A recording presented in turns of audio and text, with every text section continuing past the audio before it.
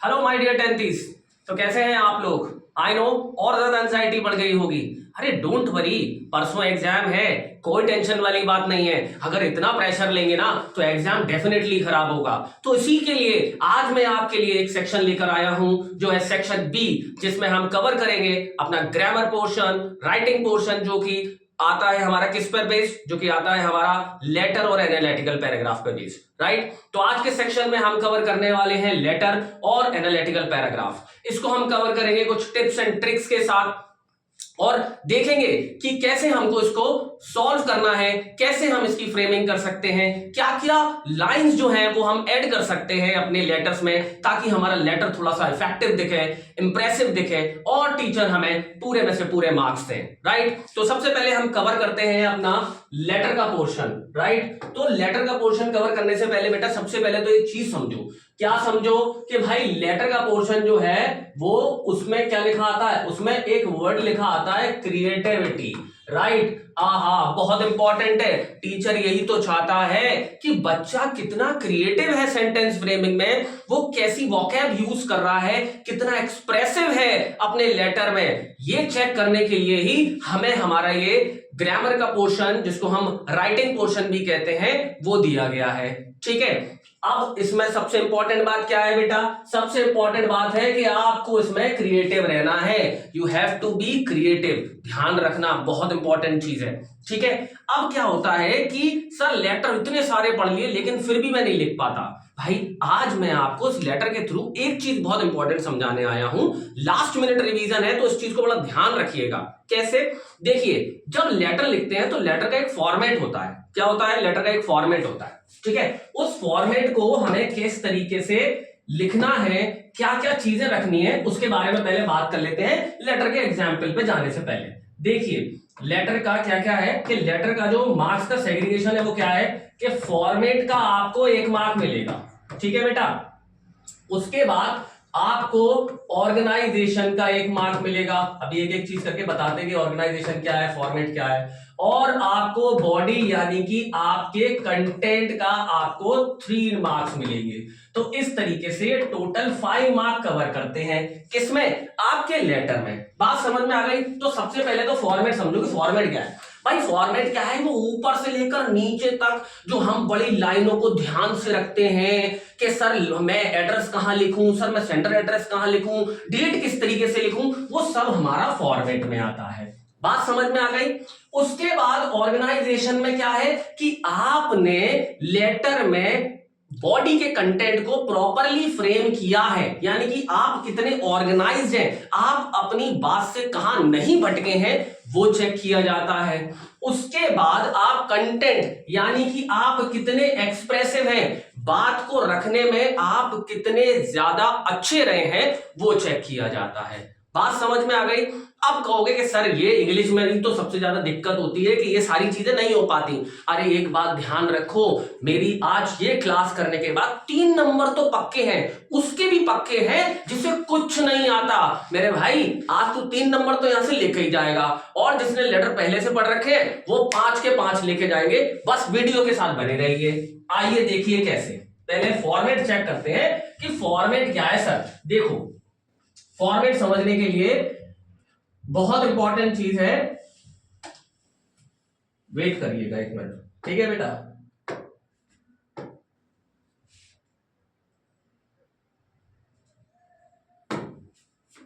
देखो भाई, अगर 3 नंबर चाहिए तो इसको फॉलो करना है, और 5 चाहिए तो उसके बाद मैं आपको बताता हूं क्या करना है, ठीक है। रुकिए,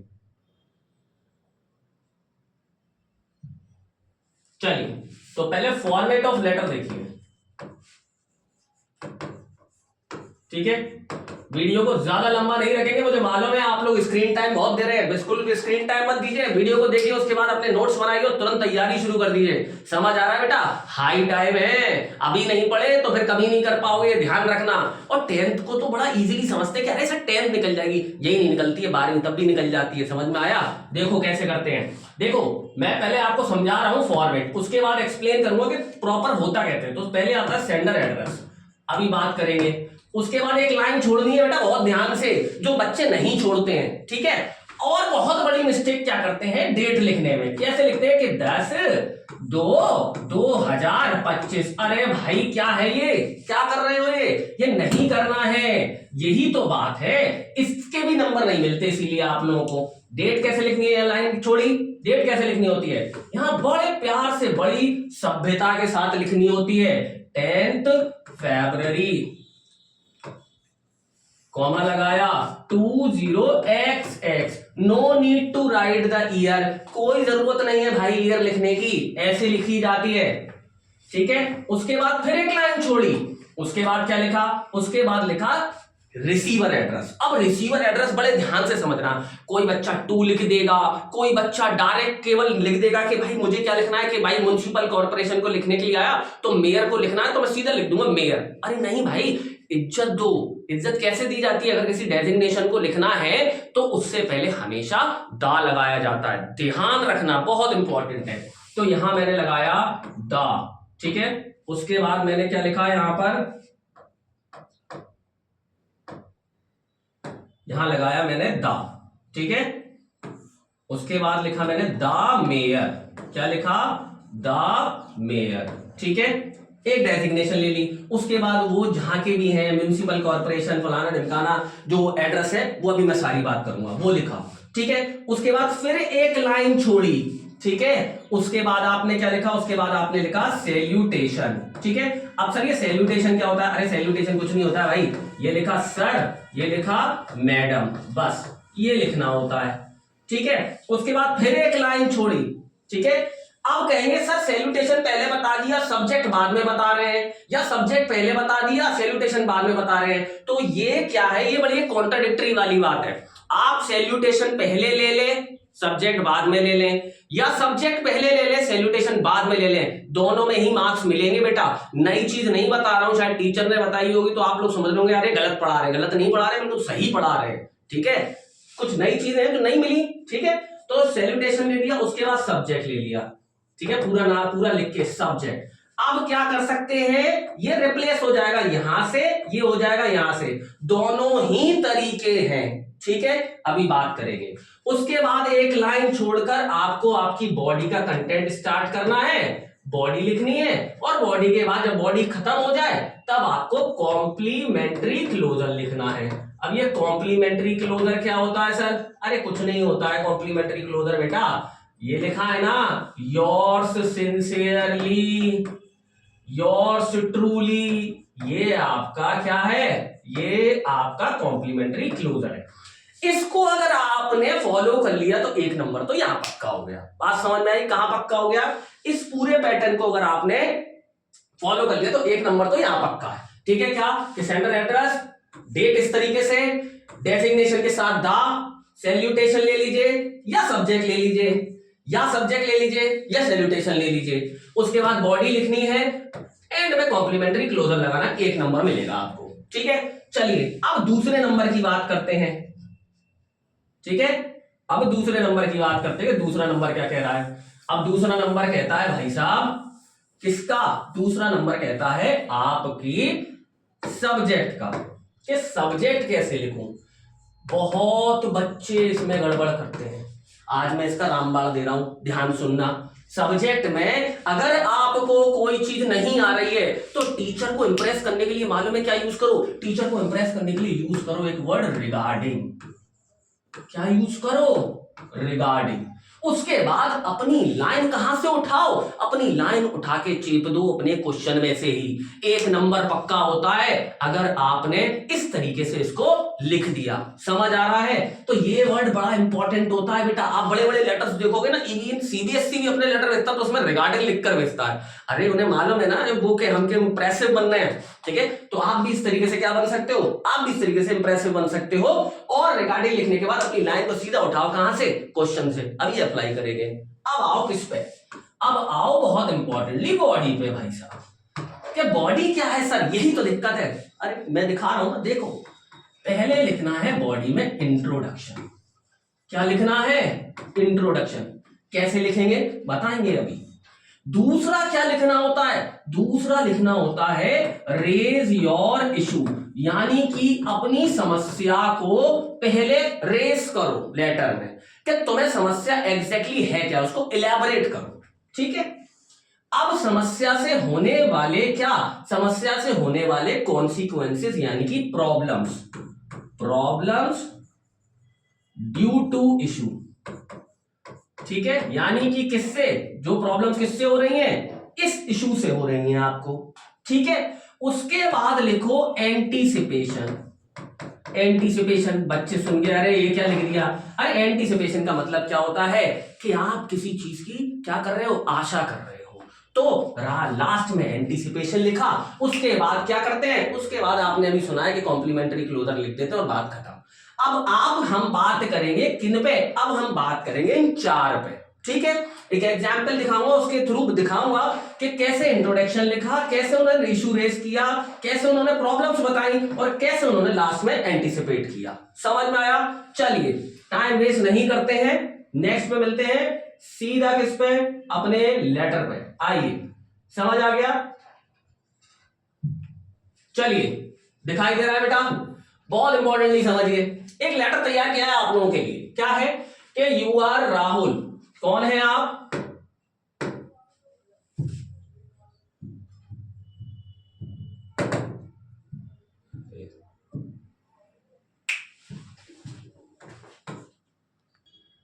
हाँ, तो देखिए एक लेटर तैयार किया है, क्या कि यू आर राहुल रितिका। भाई आप कौन है, आपको राहुल रितिका के अपने आप को समझकर लेटर लिखना है। ठीक है भाई, उसके बाद एड्रेस उसाया सेक्टर 5 आवाज विकास कॉलोनी बोधला आगरा। ये एड्रेस बड़ा इंपॉर्टेंट है आपके लिए, क्योंकि आप कौन हो, ये सेंडर एड्रेस है। सेंडर एड्रेस मतलब जो भेज रहा है।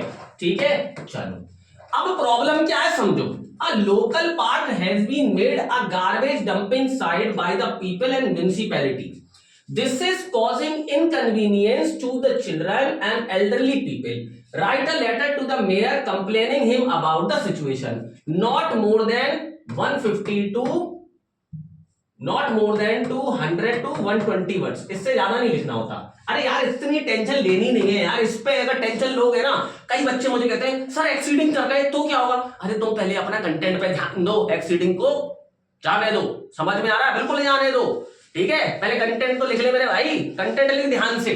कंटेंट लिख दिया ना तो टीचर कुछ नहीं देखेगा कि एक्सीड किया कि नहीं किया, वो चेक करेगा कि हाँ कंटेंट लिखा है, रिलेटेबल है, तो बच्चे को मार्क्स जरूर देगा। और 10th में तो देखा जाता है कि बच्चा थोड़ा सा भी क्रिएटिव होगा ना तो लिटरली बेटा मार्क्स तो देगा ही देगा टीचर। तो इसीलिए ये सारी चीजें समझा रहा हूं।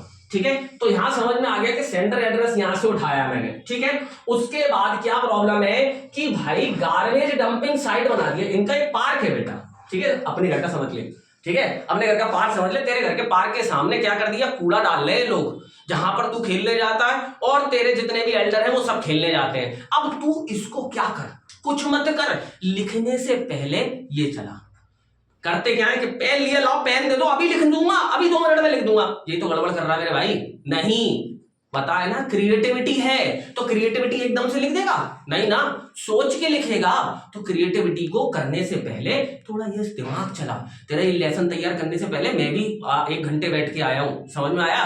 तो ये ऐसे नहीं हो जाता है, तो सोच, रुक पहले। इसीलिए कहते हैं कि ये सेक्शन बाद में करना चाहिए, सबसे पहले सी सेक्शन उठाना चाहिए। कल वीडियो आएगी, ध्यान से सुन लेना उस चीज को कि क्या क्या कैसे करना है। समझ में आया? चलो पहले क्या करो, अप्रोच क्रिएट कर। अब तेरे घर में सामने पार्क है और वहां पर क्या हो रही है, वहां पर ये प्रॉब्लम्स हो रही हैं, गार्बेज डंप बना दिया। क्या क्या समस्या हो सकती है जरा सोचना, 1 मिनट का टाइम दे रहा हूं, सोच लिया?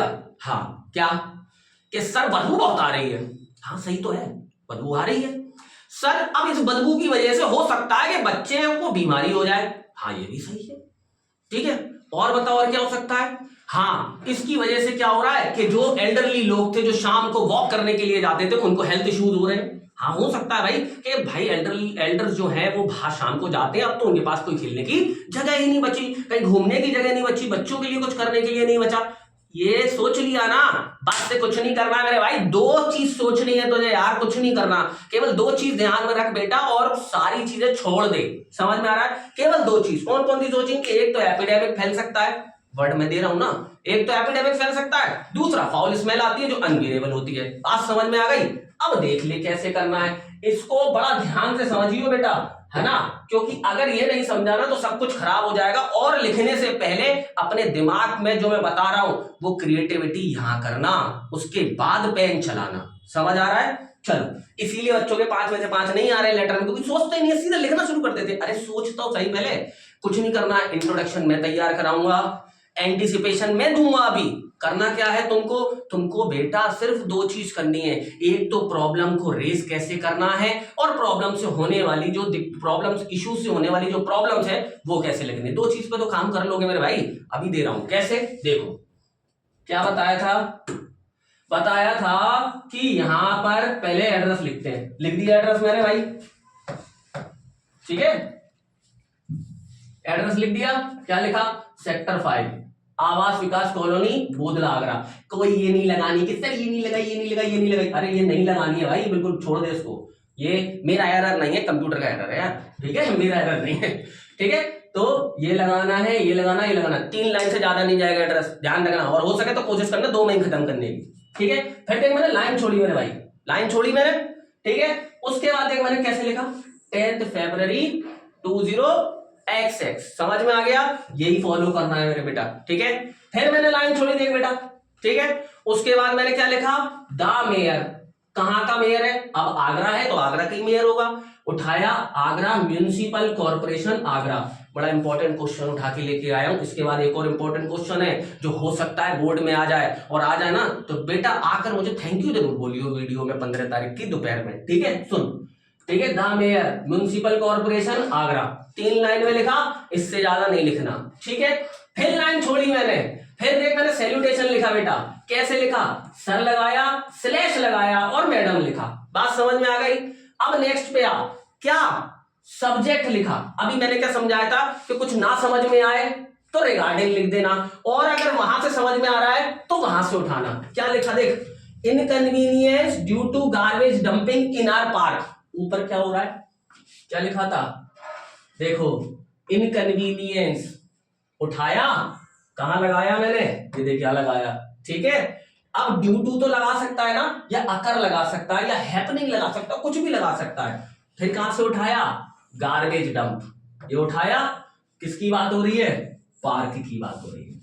यार कुछ नहीं करना है, केवल शब्दों का हेर फेर है जो तुझे घुमा कर लिखना है अपने सब्जेक्ट में। 1 नंबर देता है इसका, अगर ये सही हो गया ना तो 1 नंबर तो यहीं से उठ कर आ गया, ठीक है। बात समझ में आ गई? और नहीं समझ में आ रहा तो मेरी वाली ट्रिक अप्लाई कर दे। रिगार्डिंग, रिगार्डिंग लिख दे यहां पहले, हटा, regarding garbage dumping our park, ठीक है। बस बात खत्म। समझ में आ जाएगा कि उसको कि किसके संबंध में बात कर रहा है, गार्बेज डंप के संबंध में बात कर रहा है। कहां पर, पार्क में। बात क्लियर हुई? चलो ये हो गया क्लियर। आइए नेक्स्ट पे, नेक्स्ट पे आते हैं कि 4 चीजें बताई थी। इंट्रोडक्शन, इसको रट लो, इसको अभी रट लो, यही लिखना है और कुछ नहीं लिखेंगे। कैसे लिखना है देखो, This is to bring to your kind attention towards the problem of garbage dumping in our residential park. बात समझ में आ गई? रेजिडेंशियल तो उठा सकता है ना, मतलब जहां हम रहते हैं उस पार्क में, ठीक है। बात समझ में आ गई? कुछ नहीं करना, इसको क्रैम कर बेटा, रट इसको, ठीक है। ये 1 नंबर की लाइन है, ये लाइन पढ़ लेगा टीचर, समझ जाएगा कि हाँ थोड़ा पढ़ के आया, इस लाइन को रख ले, ठीक है। अब क्या है, ये वाली 2 चीजें जो थी, जो बात कर रहे थे, वो थोड़ा सा ध्यान रखना है ना। अब वो कैसे करिए मैंने, देखो कैसे करिए। This park used to be the only decent park in our area. ये एक इकलौता पार्क हमारे एरिया में सबसे डिसेंट हुआ करता था। The park had been used by the people of all ages. हमारे पार्क में सारे लोग आते थे, मतलब सारी एजेस के लोग आते थे। It was the best place for age group to enjoy and hang out. हर एक एज ग्रुप का आदमी इस पे आता था, एंजॉय करता था, हैंग आउट करता था। But now it turn into such a mess. लेकिन अब ये किस में बदल गया है, अब ये मैस में बदल गया। तूने अपनी प्रॉब्लम खड़ी कर दी ना, क्या हो रहा है, ठीक है। अब देख उससे होने वाली समस्या देख कैसे। Since last month people have started dumping garbage in this park. यानी कि पिछले 2 महीने से लोग इस पार्क में क्या डालने लगे, कूड़ा डालने लगे, ठीक है। This is creating problem for all the resident. और ये जो चीज है ये सारे रेजिडेंट्स को क्या कर रही है, समस्या क्रिएट कर रही है, ठीक है। समटाइम्स, जो बात करी थी हमने, करी थी अभी, देख, sometimes foul smell become unbelievable. यानी कि गंदी बदबू क्या है, अनबियरेबल हो जाती है। That is polluting the whole environment of the area, हमारे एरिया का पूरा एनवायरमेंट खराब कर रही है। पहली बात, there is a big threat of epidemic spreading in the area due to this. और एक ये रही लाइन, दो चीज ही तो लिखी है ना, सिर्फ दो चीज लिखी, तो पहला ये, दूसरा ये तूने अपनी प्रॉब्लम खड़ी कर दी यहां पर कि ये दिक्कत हो रही है, बात खत्म। अब ये जो चीज है बेटा, ये तो खुद करनी पड़ेगी, समझ आ रहा है, ये तो खुद ही करना पड़ेगा, इसके लिए तो कोई है ही नहीं, ठीक है। मैंने तुम्हें बता दिया कि अप्रोच ऐसे लगेगी, कैसे क्रिएटिविटी आएगी, यहां से आएगी, थोड़ा सोच कर, ठीक है। अब लास्ट लाइन देख, लास्ट लाइन में क्या बताया था, एंटीसिपेट कर रहा है कि चाहता क्या है, इसको भी लर्न कर ले, कुछ नहीं करना है क्या। Therefore, you are requested to look into the matter and do the needful at the earliest for the sake of the residents' welfare and the environment. बात खत्म। इसको भी क्या करना है, रट लेना है। तो ये वाला पार्ट और ये वाला पार्ट, इसको रट लो, बात खत्म। तुम्हें वर्कआउट करना है इस पे थोड़ा क्रिएटिव रहना है। अब क्रिएटिव कैसे रहना है वो तो मैंने तुम्हें समझा ही दिया, ठीक है। उसके बाद तुमने अपना कॉम्प्लीमेंट्री क्लोजर लिखा, उसके बाद तुमने अपना नाम लिखा और यहां पर अ रेजिडेंट लिख दिया। समझ में आ गया, क्लियर है। देख इसको, आगे बढ़ते हैं अब, ठीक है।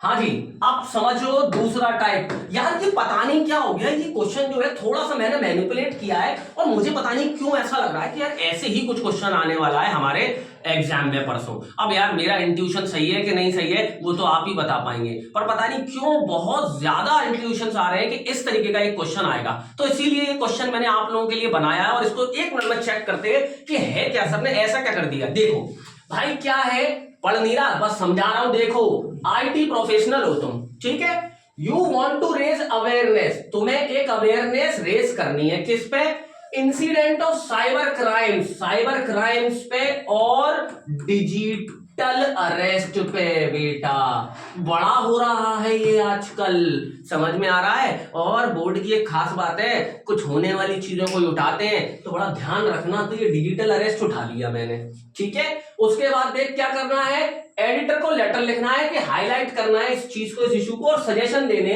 कि कैसे लोगों को बचाया जा सकता है। तो भाई कैसे बचाया जा सकता है, पहले तो ये समझ कैसे बचाया जा सकता है कि लोगों को एक इंटरनेट की प्रॉपर नॉलेज दी जाए। साइबर क्राइम के लिए गवर्नमेंट को या लॉ एनफोर्समेंट ऐसा किया जाए कि वो लोगों को इस तरीके की लिटरेसी प्रोवाइड करे, इस तरीके की नॉलेज दें, ठीक है। और साथ साथ क्या हो सकता है कि भाई जो पकड़ा गया उसको अच्छे से ट्रीटमेंट करें, उसको अच्छे से पकड़े, समझ में आया, ताकि वो दोबारा ना करे, क्योंकि उससे रिलेटेड जितना भी ग्रुप होगा वो सब क्या होगा, वो सब लगा होगा। तो इस तरीके से हम क्या कर सकते हैं, गवर्नमेंट से ये रिक्वेस्ट कर सकते हैं कि वो इन सब चीजों पर थोड़ा सा वर्कआउट करें, ठीक है, और एक अच्छी नॉलेज प्रोवाइड करें लोगों को, किसके बारे में, साइबर क्राइम के बारे में, ठीक है। अब ये डिजिटल अरेस्ट का बड़ा ध्यान रखियो ना, है ना, बहुत इंपॉर्टेंट है डिजिटल अरेस्ट। देखो भाई चलो आओ, मैंने क्या लिखा, एबीसी आ गया, कोई भी लिख दिया, जून, यहां पर ये कैसे गड़बड़ हो गई, ये कैसे गड़बड़ हो गई, रुको रुको रुको, ठीक है, कुछ नहीं लिखना है, गलत है, ठीक है। उसके बाद एडिटर हिंदुस्तान टाइम्स आ गया, awareness about cyber crimes and digital arrest, बहुत इंपॉर्टेंट है, ठीक है। आइए नीचे देखते हैं क्या है, क्या कह रहे हैं, देखिए, through the column of your esteem newspaper. अब ये वाली लाइन भी क्या करनी है बेटा, ये वाली लाइन भी क्रैंक करनी है, ठीक है। ये वाली लाइन अगर न्यूज़पेपर के लिए आ रही है तो ये वाली लाइन भी रट ले बेटा, समझ में आया, क्लियर। क्या, through the column of your esteem newspaper I would like to highlight the crucial topic of nowadays cyber crime and digital arrest. This is a big source of concern in nation. If you could give my views a tiny room in your esteemed daily, I would be grateful. भाई introduction कर दिया क्या कि मैं किसके बारे में बात कर रहा हूं, मैं डिजिटल अरेस्ट और साइबर क्राइम के बारे में बात कर रहा हूं, और कुछ कॉलम चाहता हूं कि आप अपने न्यूज़पेपर में एक ऐसा छोटा सा रूम दें ताकि ये मेरा कॉलम जो है वो पब्लिश हो सके, ठीक है। अब देखो क्या क्या होने वाला है, देखो पहले तो उसने इंट्रोड्यूस किया, पूरे अच्छे से उठाया।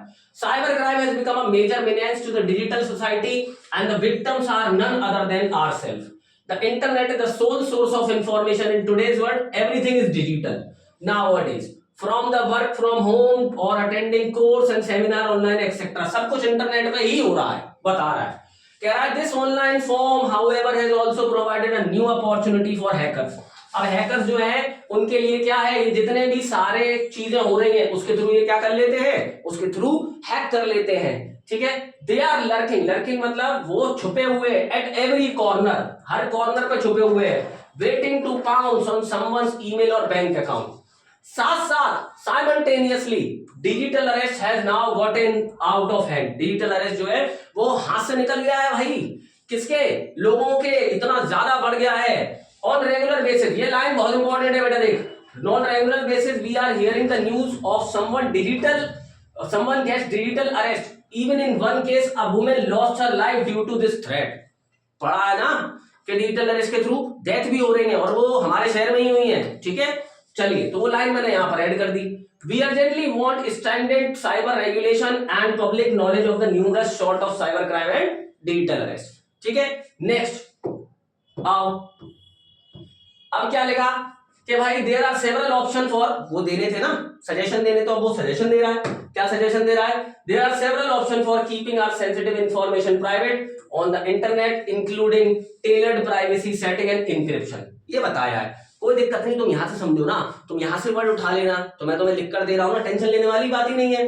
If individual are aware of their action the chances of being hacked are reduced. In addition, cyber law and enforcement are required to ensure that such offenders are punished and that victims are receive justice। बात खत्म। अब anticipate कर रहा है कि मैं चाहता हूं कि आप इसको रियल में क्या करेंगे, आप वास्तव में इसको छापेंगे। तो कहता I genuinely hope that my concern will cause people to consider the potential hazards of cyber crime and digital arrest that will take further measure when using the internet in future। That's it। Your sincerely Ritika Rahul, जो भी है। बात समझ में आई? तो in this way we have covered our 5 marks. मैंने जितनी टिप्स एंड ट्रिक्स दिए हैं बेटा उसको अच्छे से अप्लाई कीजिएगा, और ध्यान रखिएगा कि प्लीज लेटर लिखते समय इसका जरूर ध्यान रखें, पेन उठाकर सीधे लिखते ना चले, राइट। अब नेक्स्ट वीडियो में हम बात करेंगे एनालिटिकल पैराग्राफ की, तो तब तक के लिए इस वीडियो को देखिए, चीजों को सीखिए, नोट डाउन कीजिए, और कुछ लेटर जो है वो मेरी टिप्स एंड ट्रिक्स के थ्रू अप्लाई करने की कोशिश कीजिए, राइट। जय हिंद बेटा।